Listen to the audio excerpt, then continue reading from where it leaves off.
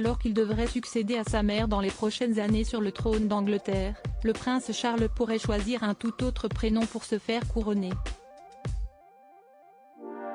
Dans quelques années, si la nature suit son cours, le prince Charles succédera à sa mère, la reine Elisabeth II, et montera sur le trône d'Angleterre. Pour autant, le père des princes Harry et William se fera-t-il forcément appeler Charles III? Rien n'est moins sûr, comme l'explique Dickie Arbiter, porte-parole de la reine jusqu'à la fin des années 1990, au magazine britannique People. Il est tout à fait possible qu'il choisisse un de ses autres noms, Philippe, Arthur ou George.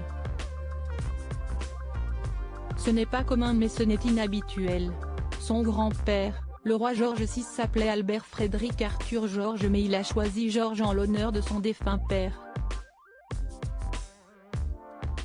Le prince Charles choisira-t-il de s'appeler Philippe une fois sur le trône? Peu de chance. Ce prénom n'a jamais été porté par un roi d'Angleterre. Arthur? Beaucoup trop attaché à la table ronde et à ses histoires fantastiques.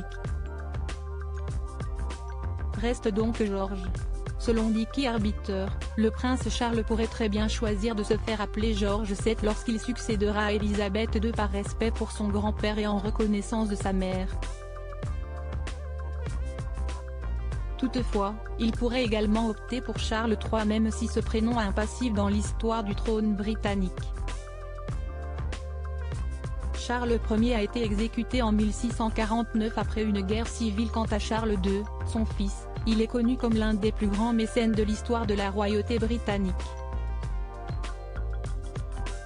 Un prénom lourd à porter donc.